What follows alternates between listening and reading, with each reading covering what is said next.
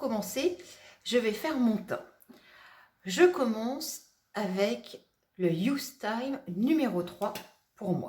La petite astuce pour ce fond de teint, pour avoir un effet comme il faut, je vous conseille d'utiliser un gros pinceau pour bien l'appliquer. Donc, j'en mets toujours une quantité sur ma main et c'est à partir de là que je vais venir travailler mon visage.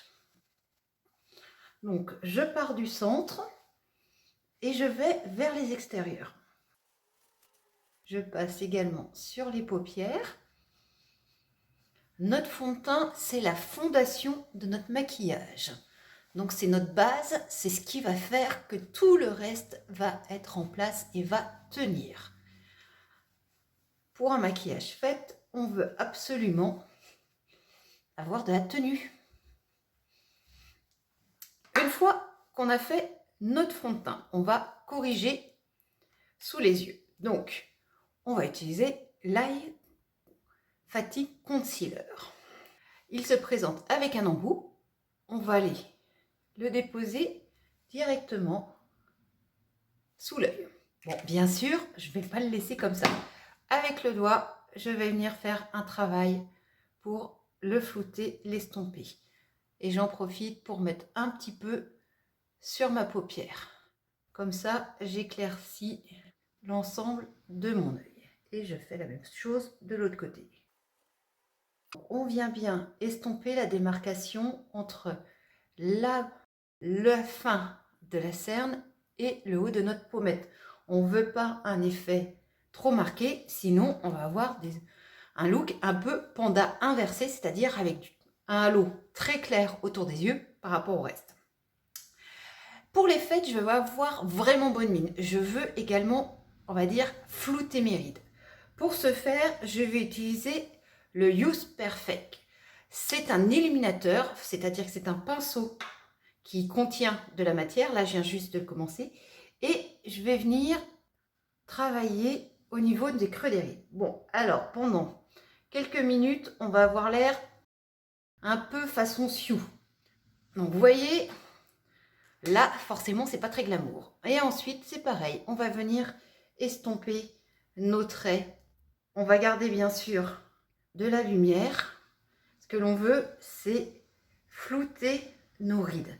Le fait qu'il y ait la lumière, ça va enlever le creux de la ride. Donc, une fois qu'on a fait toutes nos corrections, là, on va poudrer. Parce que tout ce qu'on a mis, le fond de teint et les correcteurs, on est sur des corps gras. La poudre va nous servir à fixer le tout. Donc là, je vais utiliser la Air Powder All Season de Guinot, qui est une poudre translucide, c'est-à-dire sans couleur, de façon à ne pas apporter de couleur à mon maquillage. Donc vous voyez, c'est un poudrier. Ce que je fais, c'est que j'en prends avec mon pinceau, je viens écraser dans mon couvercle pour avoir moins de matière. Et là, je viens doucement tamponner sur mon visage. Toujours pareil, du centre du visage vers l'extérieur. Comme j'en ai encore dans mon couvercle, c'est là que je reprends pour remettre de la matière pour la suite. Donc, une fois que j'ai fait mon visage, je n'oublie pas mon cou. Sinon, c'est pareil, tout ce que je vais avoir fait dans mon cou va se balader. Pour les yeux, comme j'ai mis mon correcteur, ce qu'il va falloir, c'est bien lisser au-dessus et en dessous avant de venir poudrer. Si on ne lisse pas, on va poudrer le correcteur qui aura déjà bougé. Et résultat, on va se retrouver avec des petites stries plus claires de notre correcteur. Donc là, mon teint, il est fait. Pour finaliser mon teint, je vais utiliser du blush. Donc là, je vais prendre le blush perle du dernier look automne-hiver de Master Colors.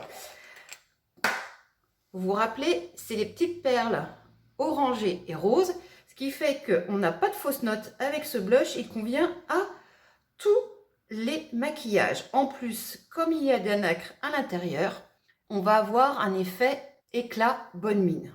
Donc rien de tel pour les fêtes.